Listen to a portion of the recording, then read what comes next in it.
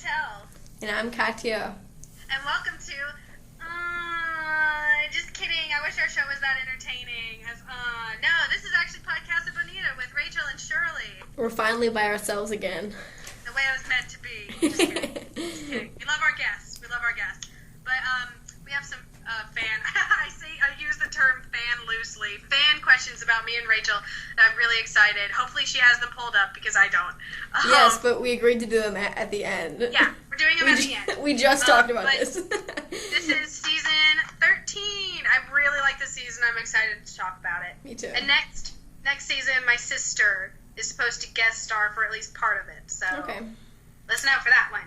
Okay, let's start off with The Ring. Aired March 11, 2009. Thinking it's his way into her heart and other body parts, Kenny takes his new girlfriend to a Jonas Brothers concert. In his dreams of taking their relationship to the next level is crushed with the Jonas Brothers giving them purity rings. I love how last season, like the last two episodes with High School Musical and Twilight was like parodying my generation. This one is still parodying my generation because I love the Jonas Brothers. And I love this episode. I thought this episode was hilarious when I was, in 7th grade. I still do. I still like this episode. Mm-hmm. I mean, the Jonas Brothers storyline is really funny because I like the commentary and how, Disney is getting away with having them be so sexual, but, they hide it behind the purity rings or whatever. But I think my favorite part of the storyline is, Kenny trying really hard to get a BJ. Yeah. You're gonna let that thing near your penis? I love that. Yeah. And he dies of syphilis at the end. That's just... Right. The whole joke where, a woman's mouth is, the most disgusting place on earth. But I like this. I really like the Jonas Brothers parody aspect. And I like how in their commentaries, Matt and Trey are we don't really know if Disney is, trying to sell sex to children. We kind of thought our way there, but we think it's, pretty clever. It's a conspiracy. Right. That's so funny, because honestly, I'm pretty sure in 6th grade, my giny tickled when I heard Burnin' Up for the first time. That's also based on a true story. One of the South Park writers or producers or something took her daughter to see the Jonas Brothers, who was, she was, 6 or something, and she said, Mommy, my giny tickles. Oh boy. That is disgusting and hilarious at the same time. Speaking of hilarious, I love how Mickey Mouse is portrayed in this episode. Yeah. I like how after every sentence he's like, ha. It's just so... What's going on? He's like an evil mastermind, corporate CEO asshole. That's just such a funny... Disney, and I still love this episode. I'm a huge Disney fanatic, but I love this episode still. It's just so funny. Mm-hmm. I think it's a good way to start off the season. Yeah. Too. It's just we're going to talk about little children giving blowjobs and everything. I think my favorite line of the whole episode is when Kenny walks up to the boys after they think he's gotten a blowjob, and Cartman goes, "Oh, look who it is! It's B.J. McKay and his best friend Bear." Why? But that cracks me up every single time. I love it. I love the stupid little names Cartman gives his friends sometimes. I know. But yeah, I also love the song parodies and everything, the end where there's bye, bye, bye, bye. Yeah. Because that's, honestly, if you've ever heard a Jonas Brothers song, that's how they end. That's what they sound like. If you've heard the parody song in this episode, you've heard, every other Jonas Brothers song. Still love them, but I love this episode just as much. I also like the joke where, all the purity ring couples, hang out and they're really boring and they just watch Grey's Anatomy. It's so funny to me because... I think it was, a nod to, this is also kind of a nod to Matt and Angela and everything, because they watch Grey's Anatomy together or something. It's so funny. It's so funny. I wonder if this is commentary about Matt's marriage, because he was recently married after this, and all of a sudden the first episode is marriage sucks. Yeah. And it's kind of funny because Grey's Anatomy is such a wine mom show. I remember when I was younger, my mom used to every Thursday night she would watch Grey's Anatomy. She was so into it. That's just... See, it's my senior year, everybody watched it. I still have never seen one episode. See, never. And people oh my gosh, it makes me cry. I'm I'm sorry, I'm not 40. I don't really want to watch it. Yeah, for real. I know. Anyway, let's go on to a show that's definitely classier than Grey's Anatomy, The Coon. Aired March 18th, 2009. The Coon rises from the trash and takes his place as a lone vigilante. This is the first of, like, the Coon saga, I suppose, Coon Mysterion saga. This is probably, like, my favorite continuous, like, I don't know, thing in South Park. I love the superhero, whenever they do superheroes. That's why I'm so excited for the game. If it ever comes out, it'll be, like, 2038, and we'll be like, hey, it finally came out. My kids are super into it. Yeah, but it's like, I don't know, I feel like every single one of them is so well written, and this one's really good. I love how everybody's like, oh my god, it's Bruce Valanche. Yeah. Like, I love that joke. I've heard that Bruce Valanche, like, thinks it's really funny, actually. Yeah, I heard he was like, this is like the highest honor ever. But yeah. I love like Coon like being super like, but no one came to Coonicon 2009. Yeah, I love like Shirley. I always love like the superhero episodes that they do. They're always really well written, really awesome, and I love them. And I love the fact that like, if you really think about it, because, like, Cartman's, like, bragging about, like, oh, if you, like, he's being really obvious that he's the Coon. It's like, and he's trying to get people to, like, come take pictures of the Coon. And it's so obvious to me that, like, Kenny only made up this Mysterion character to, like, mess with Cartman. And I'm imagining Kenny, like, on his couch, like, howling with laughter, just finding out that everyone's super into Mysterion, just thinking about how bad Cartman would be. Like, I love that visual of Kenny. Like, it never shows up, but I just have it in my head. You know what's so funny is, like, at this point, even Matt and Trey didn't know who Mysterion was. Matt just did, like, a really good impression of the Batman and everything, like, The Dark Knight Rises, like, the voice and everything that Christian Bale does, so they just had him do, like, the voice of Mysterion, but they didn't even know who, they just, like, they canceled out Kyle in the episode, but there was actually, like, an earlier draft that was, like, fully animated, too, and it was at the end of the episode, and he takes off the mask, and everybody's like, oh my god, it's you know, whoever, and then it cuts to Kyle in jail and everything, and it's like, have a good time, Mysterion, and then, like, Kyle's, like, sitting in the jail cell, and then the real Mysterion comes and he's like, you didn't have to do that, and he's like, no, you have to keep doing what you're doing, you're keeping this safe, and Matt and Trey realize they're, like, going through a lot of shit to, like, try and prove that Kyle isn't Mysterion, like, because, like, it's weird to think about, because, like, even before I watched the show, it was kind of spoiled to me. Like, I knew that Kenny was Mysterion. I wish I could have gone back in time and, like, had it be a mystery and everything. I think that would have made it so much cooler. Yeah, I agree. But it's kind of weird thinking that they never had any idea at the time who Mysterion was. Because they were, like, halfway through the Mysterion trilogy when they're like, I guess it's Kenny. Let's make it Kenny.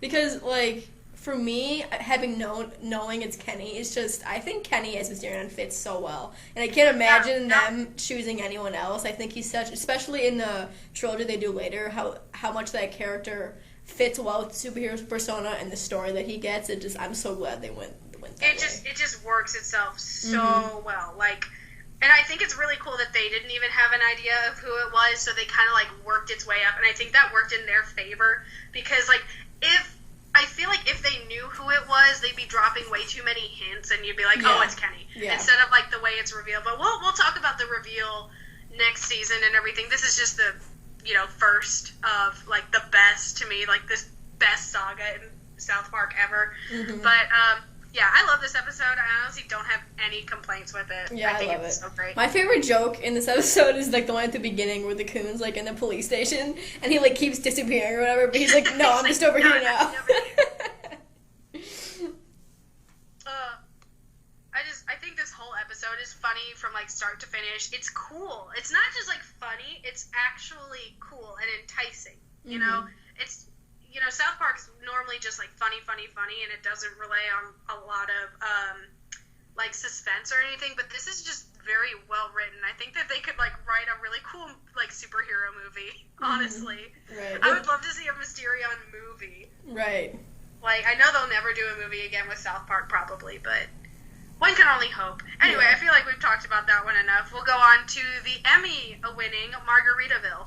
Aired March 25th, 2009. The economy is making everyone's life difficult, but Randy has a solution. That's kind of a shitty, like, really, it's Kyle the one who has the solution. All right, well, to summarize, this is... I love the whole Bible, parallel and everything. Yeah, this episode has a great biblical parody, and it comments on the economy recession in 2009. And that's a better summary than what you just read. Yeah. It's a really good... I can see why this won an Emmy. Mm-hmm. It wouldn't be in my top favorites, but I think it's so smart. It's so well written. And it honestly, I was really young at the time of the recession and everything, so I don't remember jack shit. And plus, I'm a pretty... my parents are pretty well off and everything, so we weren't affected as much. But, I could look back and I'm like, Jesus, this is scary. That must be great for people to, watch South Park and be able to, laugh about it. Kind of, laugh about it. But, yeah. I also love the ending where it's we gotta thank the real person who saved us and everything is Obama. President Barack Obama. Yeah, and Kyle's so mad. Fine. Yeah, I always think, whenever I think of this episode, I always think of this being at the source of that meme where it's and it's gone. Yeah, And then, I know we talked about the biblical parody a little bit, but I really think, I'm not, super religious, but I'm religious enough to, understand what's going on in this episode. And I think the parody is really, really on point here. And I love Kyle as Jesus. I think it fits super well. It works so well. But what works no even... other character could be Jesus. No other character would work well. Yeah. Not even Stan. I don't even think Stan would do it, because I don't think Stan would get up on this pedestal and make all these speeches and everything and be okay. I don't even think he'd sacrifice, his debt and everything. That's just something that Kyle would do. Yeah, I agree. Yeah. And I think that even funnier than Kyle as Jesus is Cartman as Judas. Yeah. I love the scene at the Last Supper at what is it, Willie? Oh, Whistling Willies. Yeah, Whistling Willies. And then Cartman's all right, whoever's thinking of betraying Kyle, not cool. And everyone's all right. They don't totally all know that it's him. And then I also love Stan in this episode, where he totally sees through Randy's idiocy, and he knows that he's just being a total hypocrite, and he just go at all these great lengths that he goes to get rid of the fucking Margaritaville. I think that's super funny too. I think this episode in general is just really smart. Mm-hmm. It's really smart, and I think it deserved the Emmy. I don't know what it was up against, but this definitely does scream Emmy to me. Yeah. Because it's just so clever, and it's something extremely relevant. It was a part of history that was really scary, and it could put people at ease for just a little bit. So, it's a great, and I agree with the economics and everything of it. It's you kind of it's just a smart episode. Mm-hmm. That's really what I can say. It's just super smart. I think it's kind of funny because Matt and Trey in their commentary were talking about how they think that this next episode should have won an Emmy instead of Margaritaville. Yeah. Oh, what's really cool, I will add this. Matt's dad was an economist. So I bet, I bet pretty much they got, all their info from Matt's dad at the time of making this episode. Probably. But, yeah, this episode should have won the Emmy. Eat, Pray, Queef. Aired April 1st, 2009. There's a new television series which freaks the boys out called the Queef Sisters. So this episode is really cool because it aired on April Fool's Day, and the only other time an episode had aired on April Fool's Day, I believe, was the infamous Terrence and Phillip Not Without My Anus. Yeah. And I'm pretty sure they did this on purpose. They were going to do a full episode of just the Queef sisters and everything, and the boys would be bummed out. But I kind of like the route that they went, because they kind of just went really feminist. They have a lot of feminist morals in this, and it's not even subtle. It's right in your face, bam. It's just something that I've waited to talk about a long time, ever since we started this podcast. And it's that, if you watch the South Park movie, it's very clear that Terrence and Phillip is a kids thing. It's a thing that all the kids enjoy, and they all want to run out and watch it. And it's the parents that don't want them to. But in this episode, it becomes a very much boy versus girl thing, where the boys think it's funny and the girls think it's juvenile. And I think that's really an interesting change. I wonder if Matt and Trey went that route specifically for this episode, or if they just kind of change their minds along the way. I'm not sure. I don't know if they changed their mind along the way, because in later episodes of the series, they have like the Queef sisters, because they marry, you know, the Terrence and Phillip at the end of the episode. So, and then they have them like in shows together. So I feel like it was just kind of for this episode. Yeah, that'd be my guess too. But I honestly, like, I really love, my favorite part of the episode is Sharon's kind of little speech at the end. She's like, whenever we get something, you guys try and make it so that we have to work like twice as hard to get back to where we were, you know? Yeah.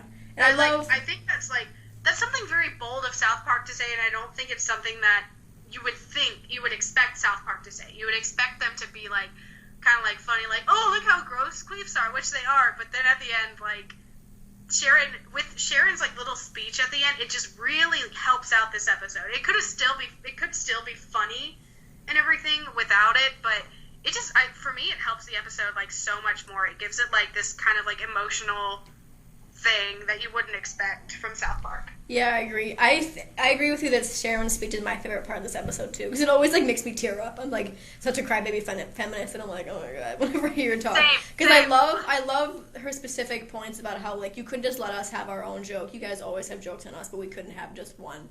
And she's like, congratulations, like for once we could make you uncomfortable, and you would have to deal with it and everything. Yeah, and she's like, congratulations, guys, you won again.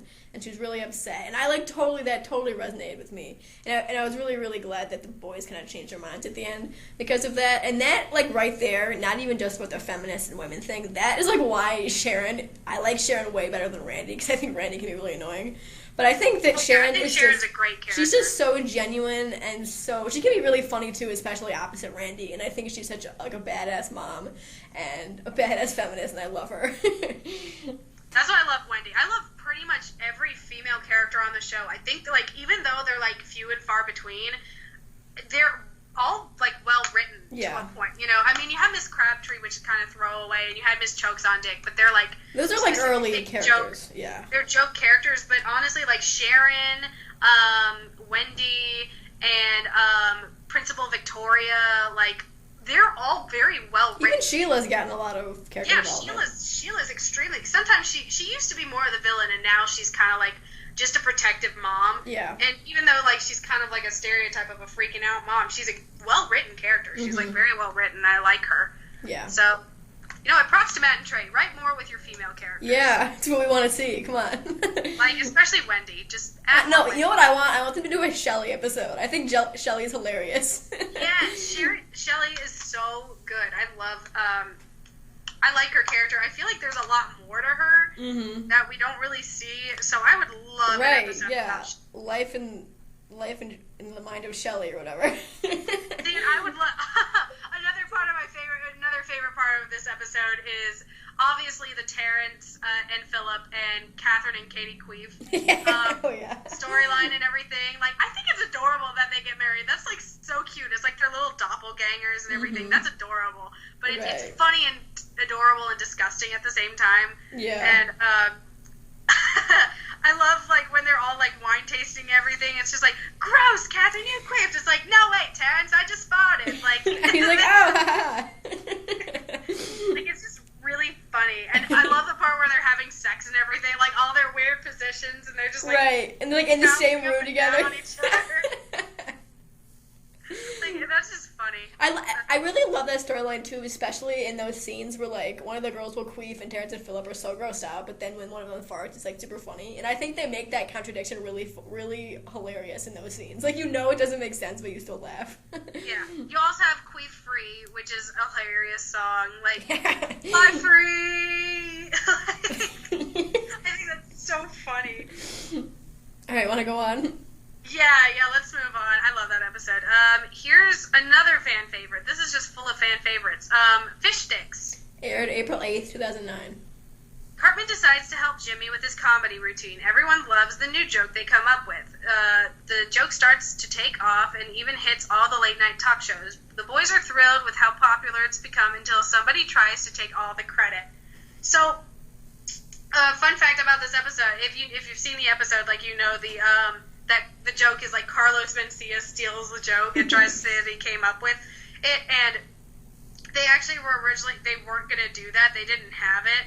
They were going to have, like, Cartman and Jimmy, like, in the basement of, Kanye's house and everything. Like, what happens to Carlos Mencia.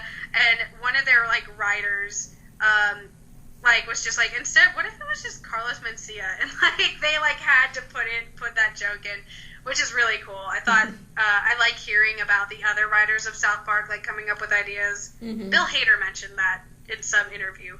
But, speaking of Bill Hader, I think this is the first season he wrote for South Park. I think this is the first episode he wrote for it, too. Yeah, I think this is the first episode, and this is the first season. I really like this episode because the Fishsticks joke, like, really is the funniest joke, like, I've ever heard. I think it's so clever and hilarious. Like, what are you, a gay fish? I do love... The joke is how it all takes off. Like, how everybody, like, starts saying it. That's, like, really fun. I actually do remember being in middle school after this episode aired, and people were like, hey, what are you, a gay fish? Like, yeah. Everybody was just like, oh my god, this is the funniest thing ever. And I love how they kind of skewer Kanye in this episode about how he, like, doesn't get the joke because he's so, like, thick-headed and has such a big ego, and it's just... and he's still, even at the end, he's so unwilling to, like, get the joke that he just becomes a gay fish. See, like, I can't bring myself to really hate Kanye. Like, I don't hate him. I get really tired of his ego, and I love this episode because, apparently after this, like, he wrote on his blog or something. He's like, y'all are right. I don't know how to joke with myself and everything. I need to just calm down. But then later on, one of his albums, like, one of his songs had the lyrics, like, choke a South Park writer with a fish stick and everything. So it's like, are you mad or not? Like, I think you're a little mad. I think you're mad. And then I love the other joke in this Cartman's whole storyline where he also has a big ego too, and he like can't admit that he didn't come up with the joke, and all his like crazy memories. He like actually thinks like that's so true. It's actually a true thing. Like a lot of people like end up believing that they do something even though they have to like constantly protect their ego and everything, and they start believing the lies that they tell. It's kind of crazy. Yeah, this is kind of a stupid point to bring up, but I thought it was interesting. The whole scene where Jimmy kind of admits that Cartman didn't really write any of the joke, and how Kyle and Craig have, like, totally different reactions to hearing this news. How Craig goes, you're not going to win this, just let Cartman have half the credit, and consider yourself lucky that that's all he's asking for. Because he's, like, kind of... And then Kyle, on the other hand, goes, no, Cartman didn't write any of it, you shouldn't let him have any of the credit, you should stand up for yourself. And I think it's really... interesting, and it says a lot about the two characters that they kind of reacted that way, and it kind of shows how two different people growing up with Cartman, some of them are just like, just let him do what he wants, and the other one's just like, no, you can't let Cartman do what he wants. See, what's so funny is, like, Kyle spends more time with Cartman anyway, so you would think, like, Kyle would have learned by now. It's like, dude, he's not gonna admit it. Like, it's like right. You kind of want to shake Kyle and say, like, dude, you know by now he's not going to do it. Yeah, but that's kind of what I like about Kyle, too, that no matter what, he will always distrust Cartman and try to screw Cartman over, and he will never stop, like, coming after him and making sure he gets what he deserves. Like, that's just Kyle's calling in life. Yeah, Kyle's calling is basically the Cartman babysitter. Yeah. He's always going to be there to put Cartman in line. Exactly, which is why he's needed in the show to do that anyway. Exactly. So, do you want to move on? Yep. Let's talk about Pinewood Derby. Aired April 15th, 2009. Randy has determined that Stan will win this year's Pinewood Derby. He comes up with a plan that will assure Stan a first place trophy. This is probably like my least favorite of this season.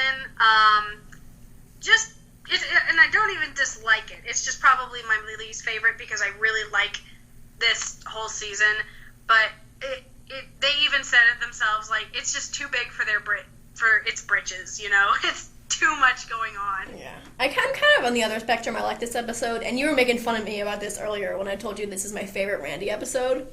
And the reason for that is because, I don't know if you've talked about this on the podcast before, but the reason you and I don't like Randy as much as other people do is that he kind of falls into that dumb dad trope that like a lot of other animated series have, and he's just kind of like duh, and it's really it's not original, it's not clever original. But in this episode he is kind of being stupid, like, and he's just classic Randy. He's like the idiot ringleader who convinces everyone else to like make dumb decisions, and then they get kicked out of the galaxy for it. And then Randy's like trying to take advantage of everything, and then Stan's like, well, no, we should tell the truth. And I don't know, like it's not the most. I don't think it's the funniest Randy episode, but it is my favorite for that reason. See, I do. I will admit, Baby Fart McGeezak is pretty funny. Like, that's really funny. But this episode was actually a Simpsons did it sort of thing. They were in the middle of writing it, and then they had to change it because they realized it was so similar to a Simpsons episode. And they talked to the Simpsons writers later and everything and said, like, oh, yeah, we've done that before, too. Like, we've done it to ourselves. And now Matt and Trey do it to themselves, too. Which, speaking of the Simpsons, they recently had, like, a South Park parody on their show and everything. And it was honestly, like, it was a parody, and it was kind of, like, meant to make fun of them. But it was sweet. It was sweet, almost yeah. in a way. It was sweet. Like, mm-hmm. It was just genuinely heartfelt for some reason. Yeah, I love this episode too because the thought of like the human race screwing themselves out of intergalactic peace because we're so selfish is completely realistic. Like that would totally happen. I have no doubt in my mind because we're the worst, honestly, the worst planet. I love the space cash and everything. It's like Mexico, you weren't supposed to spend any of it. Like they built like 17 water parks. Right. It's like they're like, oh yeah, Mexico really needed those water parks.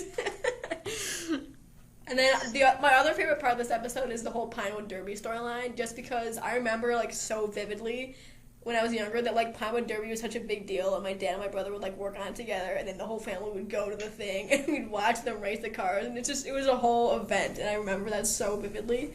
It takes me back watching this episode. I never did that because that's stupid. But well, it's a boy thing. Don't put gender roles. Don't put gender stereotypes. No, it was literally like it's for Boy Scouts. It's a boy thing. Like it literally is. Don't put gender stereotypes on our podcast. Oh my god! All right, let's just go on. But yeah, it's not that I dislike this episode. It just got too much going on. Really, it could have been a two-parter, and then maybe they could have like divvied it up a little bit better. Have like Stan struggle a little bit more.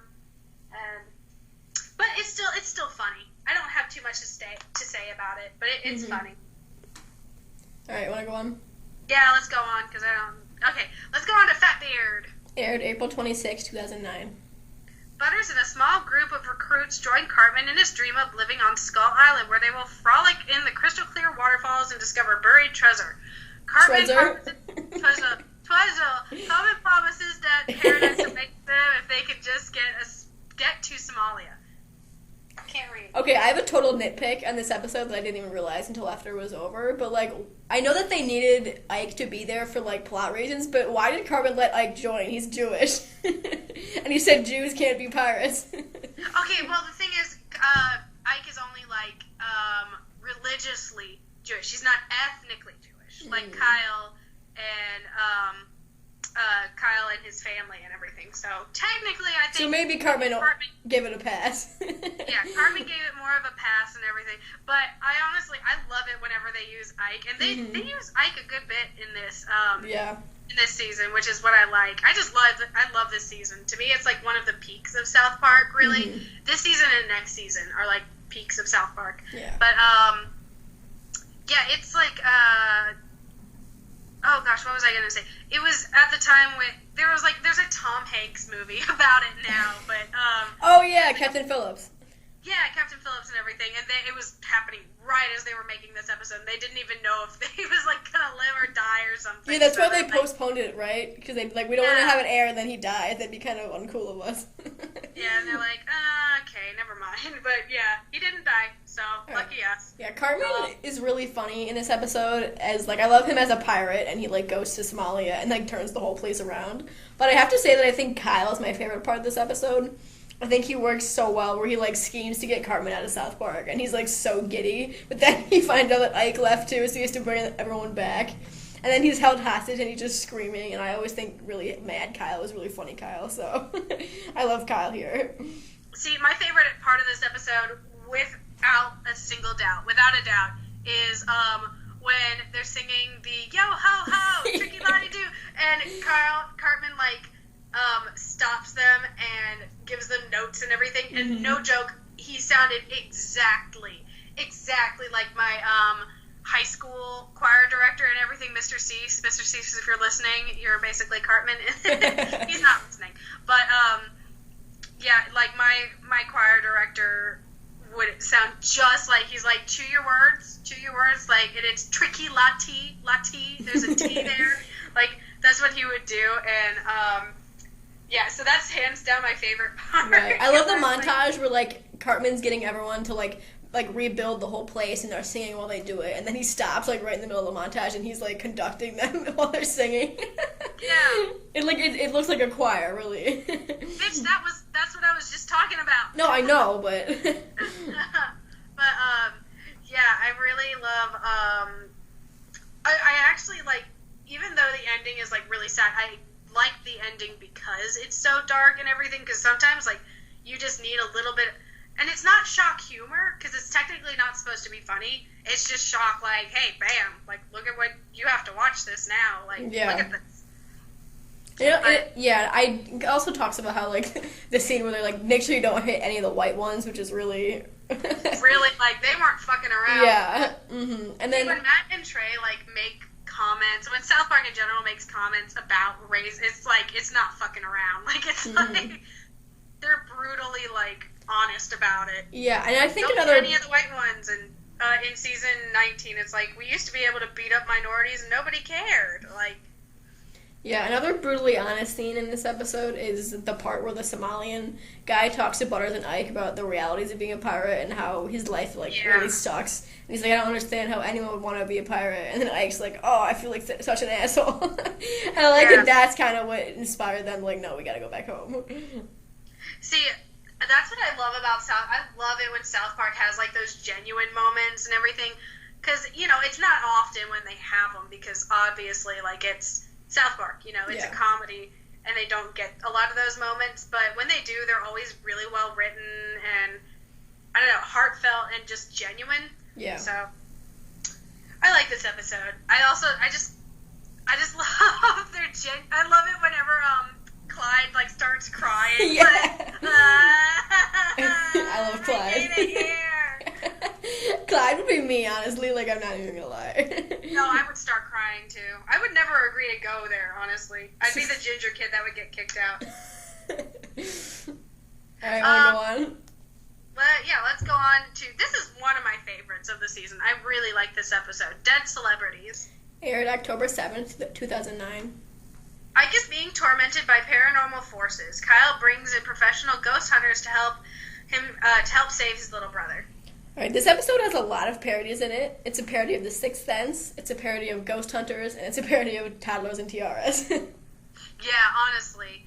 All of which I have seen. Is the parody of Toddlers and Tiaras, honestly. Because to me, that is so despicable. That's so nasty and gross. But it is so funny whenever they have, like, the male judges, like, freaking out when the kids, like, blow them kisses. And, like jerking off. How many are actually like that? The whole dead celebrities thing, it's funny, and I like having Ike as a little kid who's, like, tortured by it. And I think my favorite part of it is, like, the Billy Mays thing. Because I used to be, like, I was obsessed with Billy Mays. But, I think my favorite part of this episode is the whole Chipotle way joke. And then I love when Cartman, like, stands like, I don't understand, I never had blood in my underwear. And then Cartman's like, well, we can't all be with the boy with the golden butthole.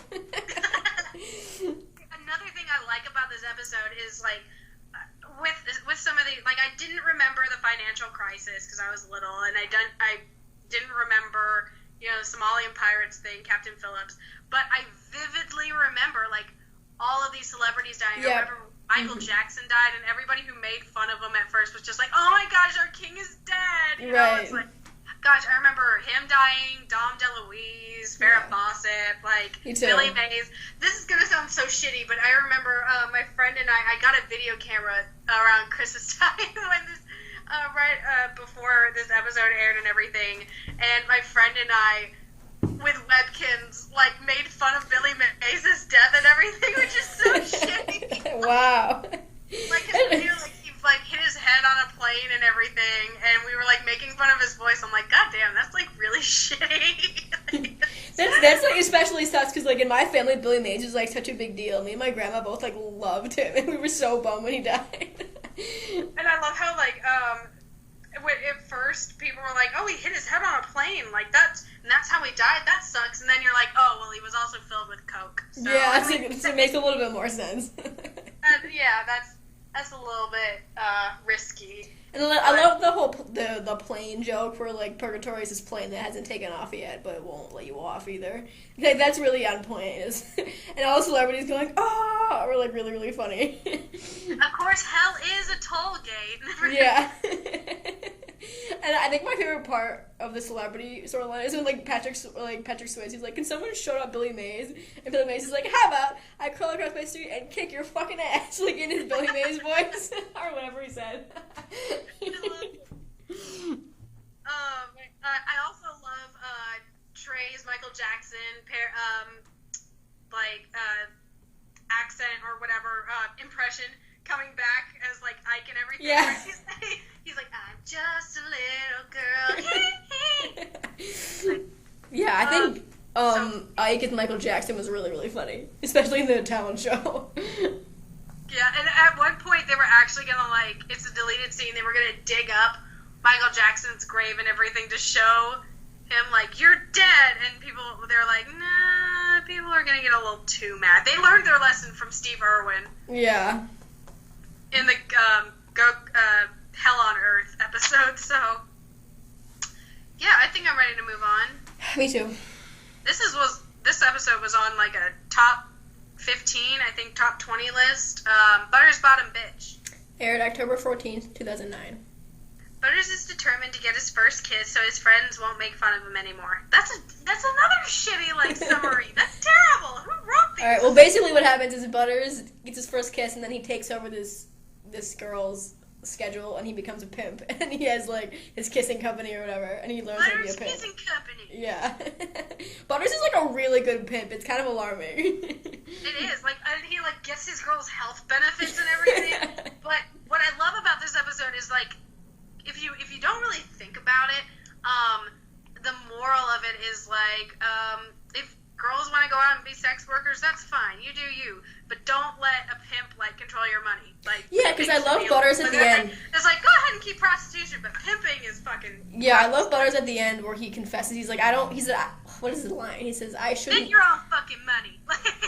I shouldn't make money off of what girls do anymore. And that's kind of true. Like, the girls are doing all the work. Why should Butters get any money? It doesn't make sense. Why should they? It's like, oh, let's schedule shit. It's like, no, you mooch off and you abuse women. Like, That's just stupid. Like, pimps are just lame. Like, there's no purpose to them whatsoever other than to be leeches. Yeah. But I love everybody. I think the reason why this is such a popular episode is because of the Detective Yates storyline. Oh, yeah. Like, my favorite part is when he goes to the frat house and he dances to the Cupcake song. It's like, suck in all my titties.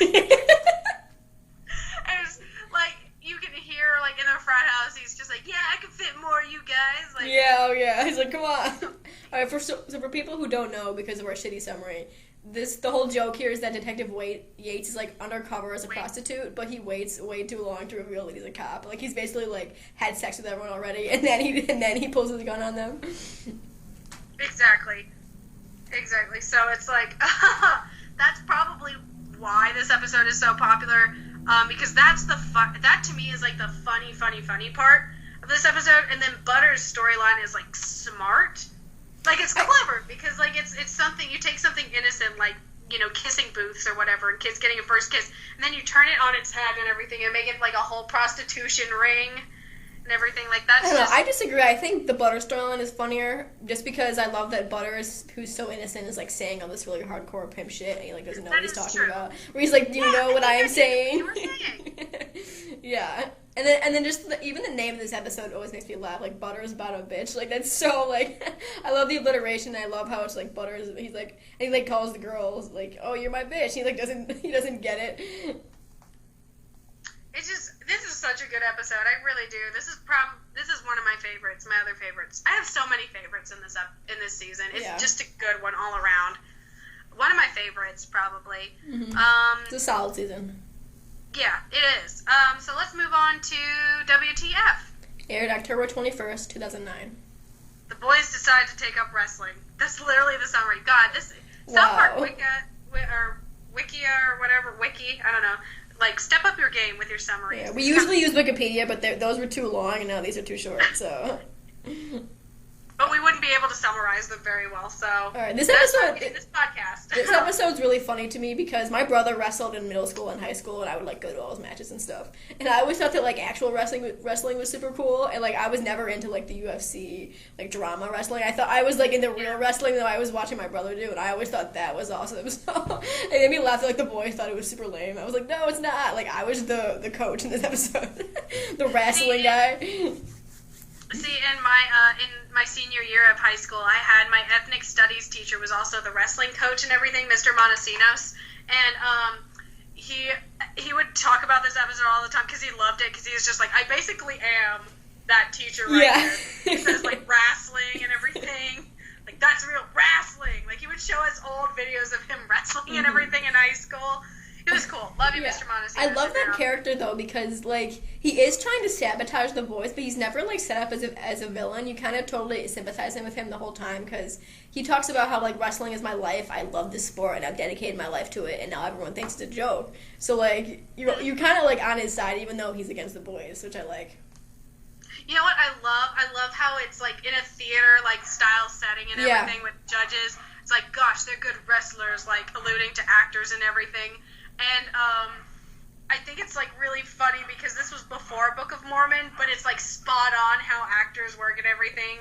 And it's really funny. I love how the boys and the crowd are, like, both just addicted to the drama and they don't care about the actual fighting at all. It's really, like this is just boys watching a soap opera, really. It's like Bad Irene being addicted to abortions. Like, do you know what it's like to have an abortion at 6 years old? Do you? Like... It's so funny. I love how Carmen has like different characters and like no one recognizes that it's the same kid. Like. Oh, and obviously this episode is great because of the return of they took his job. I love that joke so much because it just goes on until like you can't tell what they're saying. Like Durk-a-dur. Durk-a-dur.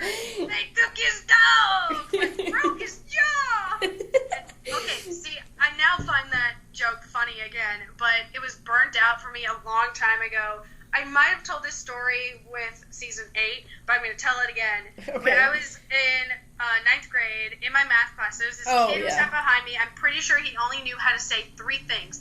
One of them was a quote from something. I don't remember what it was. The other one was like, well, I can't read from SpongeBob. And then the third one was, they took his germ. And like every once in a while, it would be like dead silent, and then I'd hear him go, they took his germ, like out of nowhere. He wasn't talking. That would make me laugh so hard. I don't know why you're annoyed. It was before I got into South Park and everything. Okay. It got so annoying. I'm like, can you please learn like at least another phrase or something? Mix it up a little bit. Oh my god, it was so annoying. But I was burnt out of it for a while. But now being obsessed with South Park brought me back into the joke, so I think it's funny now. But I would hate, like, I was trying to find, like, I don't know, the tangent of a triangle, and all of a sudden I hear, like, quietly, like, so softly. He wouldn't say it to anybody. He was trying to be subtle. like just Tourette's or something, but it was, anyway, that's all I have to say about this episode. Alright, do you want to go on? Yeah, let's move on to another one of my favorites, Whale Whores. Aired October 28th, 2009. Stan joins the Whale Wars crew and fights against the Japanese protecting the world's whales and dolphins. Alright, so, yeah, this episode, Stan, it's like a parody of the Whale Wars show where, like, they try to, like, save whales or something, but they, like, never do anything. And they don't do shit, and then they lie. Yeah. They lie. And I like Stan, because he's such an animal rights activist character, which I love, because he loves animals. And he does fit on the whale show really well. He's, like, such a badass captain, and he actually does stuff, and he makes the show really cool. See, my favorite part of this episode, hands down, is Trey singing Poker Face. Yeah. Part of me thinks, like, okay, I bet that, you know, they couldn't get the rights to the song Poker Face, So they just had Trey sing it because they'd be allowed to do that. But I'm pretty sure Trey just wanted to sing Poker Face. Exactly. I'm pretty sure that was it. It's a great Trey song. Just really wanted to. Trey's a big Lady Gaga fan, and he just wanted to sing Poker Face. Like that's the only logical explanation. I like fucking love Lady Gaga too, so like I love this the whole parody of that song. It's really just a cover of it. But... that well, so go and hug a tree.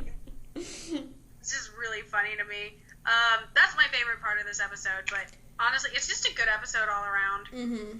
Yeah, and I love how the Japanese people that they hate dolphins and whales. It's like they think they did Hiroshima or whatever.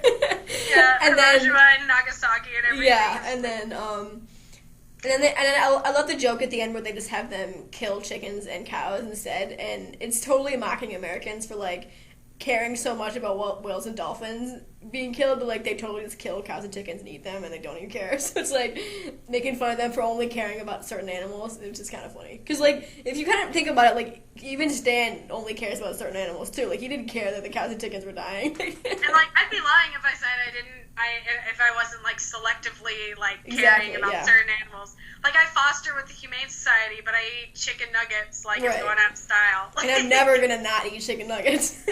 Like I'm, chickens are assholes though. So I like to think of the animals that I eat are like total assholes. Right, you just imagine chickens are douches. Whatever. But yeah, I like this episode a lot. Just I think its humor is on point.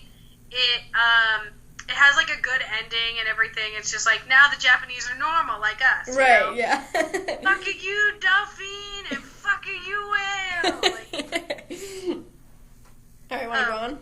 Yeah, let's go on. I like this episode a lot. F word. Aired November 4th, 2009.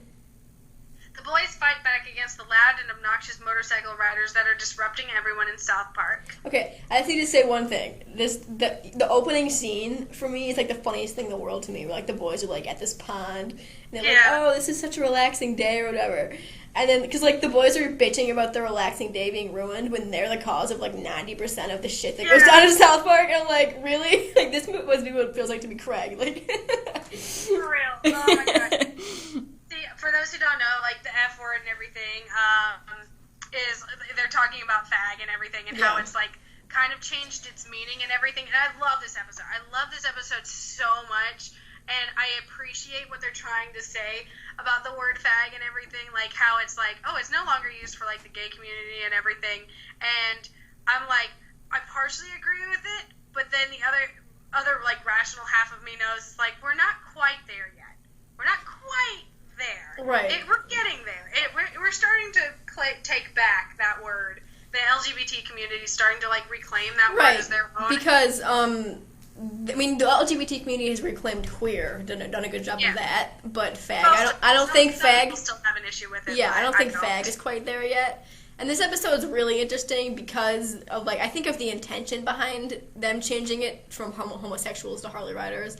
And I listened to the commentary of Matt and Trey, and this is because that they basically saying, like, we don't know what it's like to be a gay person being called fag, but they also don't know what it's like to just kind of toss it around and have it be just a joke. So the whole intention is that fag, using it in an unhurtful way just means lame, and they want the target to reflect that. So, and they think the Harley Riders are lame. So I think the whole point is they're trying to like defuse the word and make it like not really hate speech. Because that's the way that when they use it, they don't think of it that way. I think is what they're trying to do.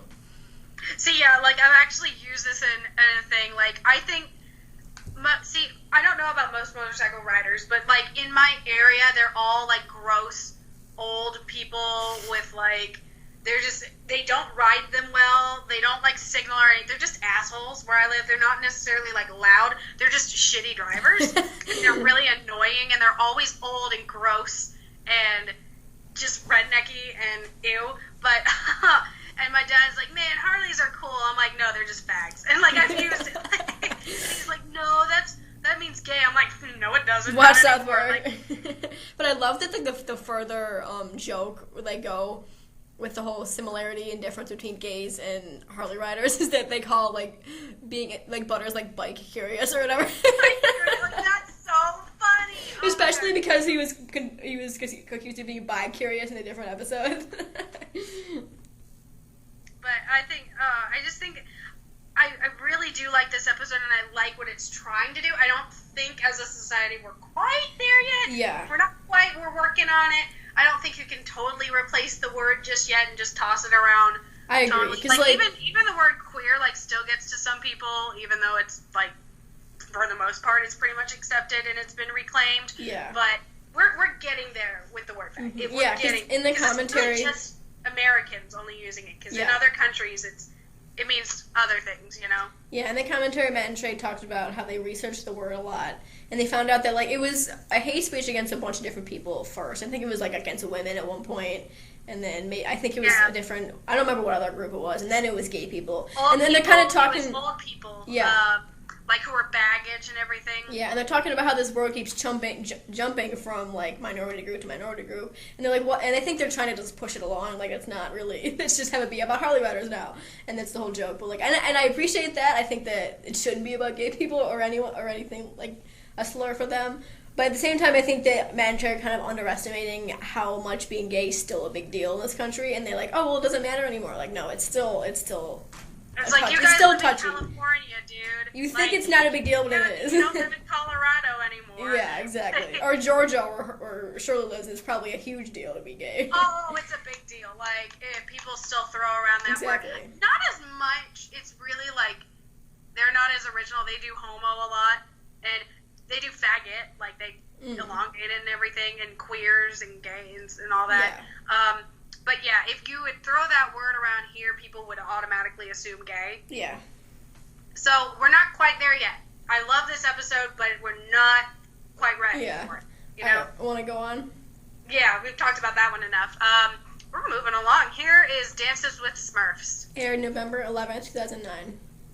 Cartman takes over the morning announcements and uses his new position to attack Wendy. Oh, God. Okay. Another awesome episode. All right, this episode. Awesome episode. Whenever they use her, she's used well. This episode is a parody of Avatar, and I just have to say another thing about the opening scene of an episode is that this is the one scene in South Park that I will not watch. When I rewatch this episode, I had to skip the opening scene, and that's the scene where the little boy is having a gun shoved in his mouth, and he's crying, and then he gets murdered. I don't think that's I cannot watch that scene. I can't do it. It's not funny to me at all. I don't get the point. It's just really fucked up and sad, and I'm I don't understand it. Why was it there? It is kind of fucked up. I don't think it's funny. I can sit through it. I'm just kind of whatever. But I don't think it's funny at all.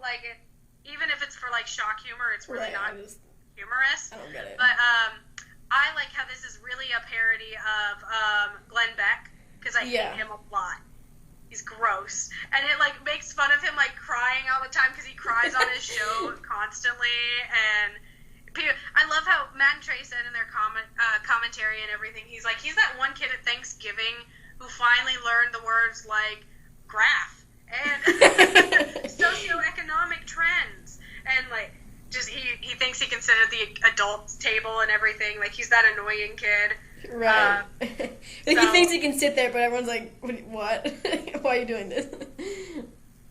It's a really it's a good mockery of I guess political talk show hosts or people who just try to be political all the time, and and kind of that aren't funny. Yeah, and kind of a mocking of their audience too. How people will listen to any idiot with an opinion in a microphone, and because they think that makes them credible somehow, but it doesn't. Yeah, exactly. I think this episode is just really funny because he just uses it to call Wendy a slut and everything, and then he covers it up as or does she, or is she? Yeah, he's it's okay. Questions, and that's really what people do. They make these wild accusations, but say no, I'm just asking. I'm questioning the system. Exactly. It's no, you're just making these wild accusations. Yeah. And I love this. Yeah. And I love this episode because of Wendy. Because I love any episode where Wendy gets the better of Cartman. It's so satisfying to watch. My favorite part is when Cartman's wishing is saying well, thank you for being on the show, and she's well, Butter's peeing on my house. Yeah. I love her. I love how where her dad opens the door. He's Wendy, did some boys pee on our porch? She's sorry, Dad, I'll take care of it. That's really funny to me. I love Wendy. I do too. I love Wendy. I think they should write more with her. She's just great. Yeah, another kind of gag in this episode. It's not really a gag, but There's this whole thing where, like, every time Cartman's on the announcements or he's on his show, and you can see that all the kids watching, and Kyle's head is, like, on his desk. Like, he's, like, so bummed out he can't even watch it. I know. It's weird that they didn't have Kyle in Wendy's position, but I'm glad they didn't. I think it's better utilized with Wendy, when normally they would, like, use Kyle for this sort of rebuttal, but then I think Kyle would Maybe Kyle's just tired this episode. I think Kyle would have never come up with the solution that Wendy did. Yeah, I agree. Like, Kyle would have never done that. He would have just kept arguing and screaming at Cartman and everything, and just, like, given up. I loved Cartman's dances with Smurfs movie, especially the part where he, like, dresses up like Wendy, and he's like, Cartman, I'm going to destroy all the Smurfs, or whatever. You can suck my back! That's really funny. This episode does have a lot of laughs, but I like it in general. There's never been a Wendy episode that I haven't liked. Yep, so. Exactly. She's such a big hit with the audiences, maybe just because of us, because we're girls, but, like, I don't know why they don't use her more often. She always has great episodes. I know. They need to use her more in the upcoming season, honestly. She's just so great. Anyway, I'm ready to move on to the last episode. Yeah, this episode is my favorite of the season. This is one of my favorites. P. Aired October 18th, 2009. Boys and Jimmy. The Boys and Jimmy. That sucks. The Boys and Poor Jimmy. PP, because Butters is included in it. Boys and Jimmy visit PP Waterland and experience a urine catastrophe in a parody of 2012. Jimmy isn't in the squad, I guess. Nope. Jimmy's in Craig's squad, technically, so. Yeah. But it's weird that they have Jimmy in this episode, because they don't really need him. But, yeah, like, he's not really, like, doesn't have a role in it, I don't know. Yeah. They just kind of have him there, which is cool. I like Jimmy, but I like that. I know I've said this about so many different episodes, but I honestly do think this was my first South Park episode ever. Oh, I think cool. this is the first one, because obviously me being in 6th grade with a title like P, like 6th grade me was like, oh my gosh, that's so cool, I gotta watch this. This is probably just all potty humor. And it was. And right, you weren't disappointed. CP's Waterland and everything. I know. Okay, I'm gonna be the first to admit this. I'm 20 years old and I still totally pee in the pool. Like, I do it all the time. Oh, yeah. I own a pool and, like, not everybody. Okay, everybody at least should. I'm not saying everybody does, but everybody at least should pee in the shower. Like, yeah. Come on. Right. What are you gonna get out of the shower? While you're soaking wet. Okay, you're saving water. You're not getting your floor fucking wet. You're not gonna hold it. Right. Like when you're in the shower. Makes no sense. Right, just pee in the shower. Yeah. This episode is really, really funny because I think Kyle's hysterical in this episode because he's such a fucking priss in this episode. And he's so, like, bitching it and then be like, you don't wash your hands after you go to the bathroom, you pee in the shower. He's like going off on it. I'm like, see, I wash my hands after I go to the bathroom. Like, I wash my hands every single time. I work, I'm a very, like, hygienic person, but urine is sterile for the most part if you're healthy. So, and it's going right down the drain, so pee in the shower, like, whatever. Yeah, it's fine. And, but I love it, the part where it's like, he's talking to Pee-Pee and everything. He's like, your pool is 98% pee. And it's like, and, he's like, 1/3 out of people admit that they pee in the pool. Add, the other, third that, say no, but they actually do it because they won't admit it. Mm-hmm. That's 2/3 of people about to pee in your water. Yeah. Like, all right. I don't mean to go back to Kyle, but I want to talk about him a little bit more. Go back to Kyle. I love the whole because he has like the worst luck in this episode where he has to like drink pee and then eat this banana or whatever. It's really funny watching him kind of get screwed over because like it's funny enough. Like, it works. Like, it's not, like, torture porn or anything. It's, like, just funny enough. Like, the whole being unlucky thing.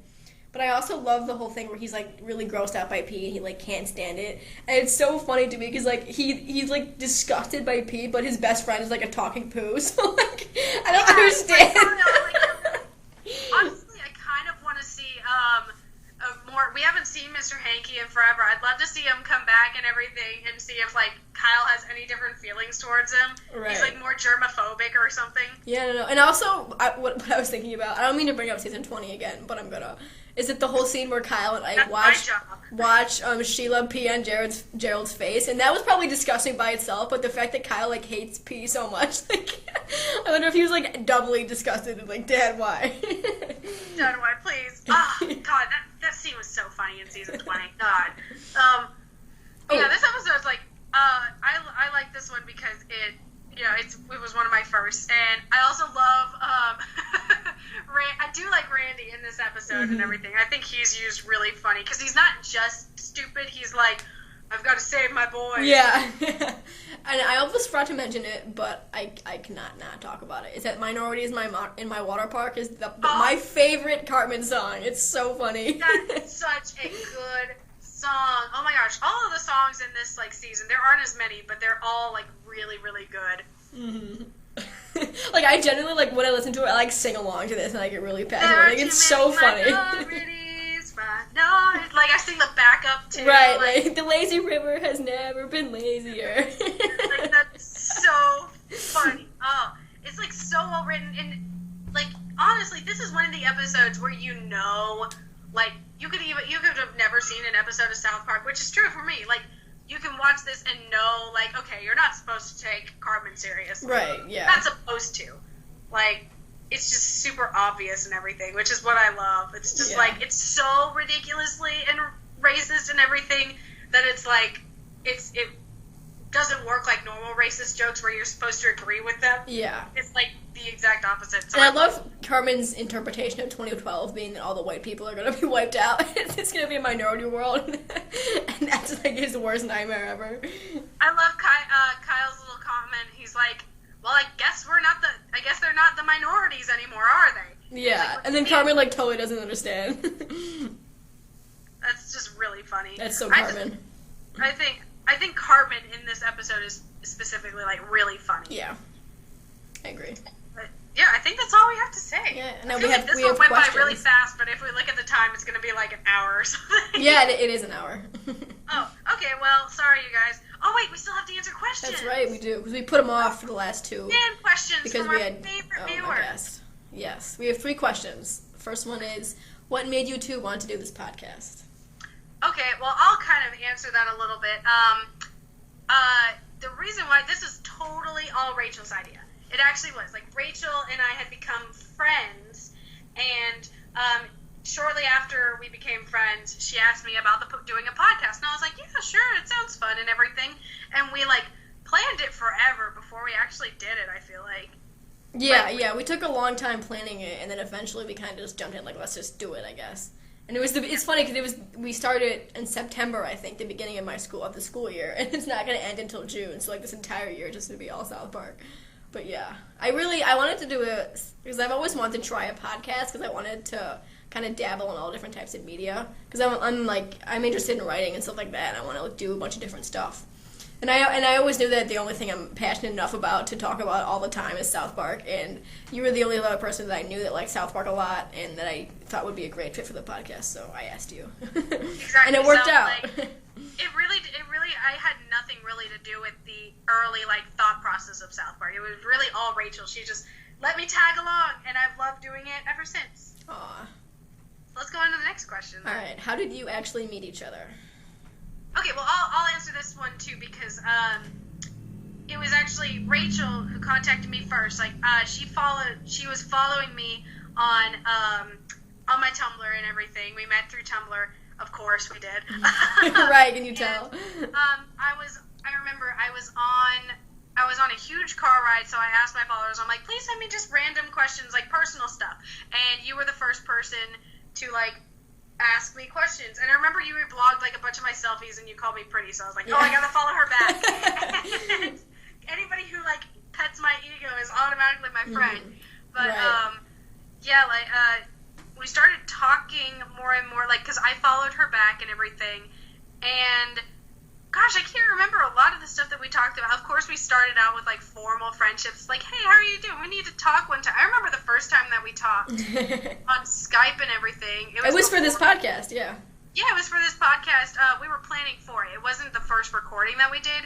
We were just planning for it. Yeah. And it didn't go as awkward as we thought it would. We just kind of clicked immediately. Yeah, I was really comfortable with you, like, right away. Yeah, we talked on Skype, on Tumblr before talking to each other in person for like a long time too.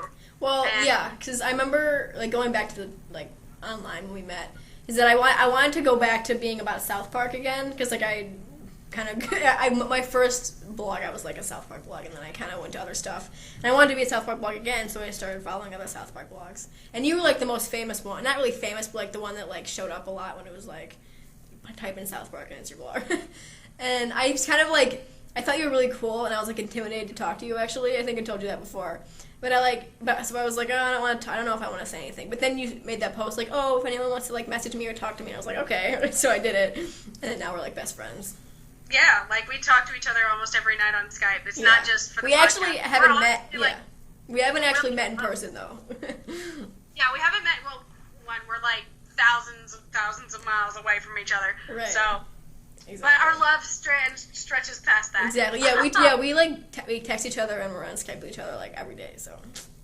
Every day. So yeah, like thanks to this podcast, honestly, exactly. Because I don't know if we'd still be like, we'd probably still message each other on Tumblr, but I don't think without the podcast we would be Skyping. Yeah, I don't think we'd be as close as we are. Get to that. Right. I would probably never have heard your voice before, so tragic. So yeah, we got sentimental for a second because I love her so much. Okay, so the last question is, what are your thoughts on the whole Isaac Hayes leaving South Park situation? We talked about this a little bit on another podcast. I think it was. We talked about it season 10 and a little bit of season 9. Yeah, and I think because like new information has come to light that supposedly it was like Isaac Hayes like had a heart attack or something, and he like couldn't communicate for a while, and then Scientology like quit for him, which kind of makes more sense because if you're imagine you're Isaac Hayes and you're working at a show like South Park that makes fun of everything, you've got to kind of understand that their whole thing, and that when they come after you, like, it's not a big deal. So I've always thought it was super strange that he kind of quit and he couldn't take the joke. Like, I really don't think anyone working in this show like doesn't have a sense of humor. So yeah, part of me believes it. Part of me like also like I don't think that's the entire truth that Scientology quit for him. I do honestly think Isaac did want to quit. I do feel like they did hit a nerve. That's just because Matt and Trey have said, like, for a long time they didn't do a Scientology episode. One, because of legal issues, but two, they're like, Isaac might quit. Oh, wow. They've said it. They're like, they've held it off because one, for legal reasons, and then also because they were worried that he might quit the show. That kind of sucks. Because that's out of their mouths and everything, so I do try, ironic, I wouldn't trust the Church of Scientology as much with their reputation. Right. But, yeah, I honestly don't think, like, and Isaac Hayes' son has come out and said, like, a few things, so my feelings about it is, like, I don't know the exact truth of why he quit. Yeah. I know why he quit, but I don't know all of the details behind it. Exactly. And I don't even think Matt and Trey know all the details behind it either. I think they just know what they experienced, and that's it. I don't want to like speak ill of the dead or anything, but I do think it is kind of shitty for Isaac Hayes to like be working on South Park and to like and to actively like skewer everyone except yourself and be totally okay and make fun of everyone, but as soon as it's about me, then it's not funny anymore. Because those are the people who watch South Park that I hate. So yeah. See, like I love watching South Park because it also allows me to make fun of myself, right? And it keeps me grounded. So yeah, like I honestly I don't think very illy of Isaac Hayes or anything. I think it's a little kind of hypocritical. Immature. I'd say immature. Yeah. Immature would probably be my best word for it. But then again, we don't know exactly all the truth of what happened. There's obviously new stuff like unfolding, but I kind of, not really just like a personal bias, I trust a lot of what Matt and Trey say more than what comes from the Church of Scientology. Yeah, totally. Because the Church of Scientology has a reputation of, it's not just especially because like they're so shady, and also Matt and Trey are like kind of have a reputation of like just being real with people. Like they're honest. Yeah. They're honest people. All right, so those are our questions. Yeah, those are our questions. I hope you guys leave ask us more. I love answering like the personal stuff too. Like, I like gushing about how much I love Rachel, so... Oh, that's very nice. I treasure your friendship. I treasure your friendship too, Shirley. Alright, well, this is... Some more questions, honestly. Yeah. We love answering them. They don't have to be about us. They can be, like, anything Matt and Trey related or anything. Honestly, just ask us anything and we'll probably talk about it. Yeah, we would love that. Alright, well, that was our podcast. We'll see you next time, or not see you because we're, you never see our faces and we can't talk to you. You'll see us again in 2 weeks. You'll listen to us bitch about stuff. Yeah. Alright. Bye, everybody. Bye.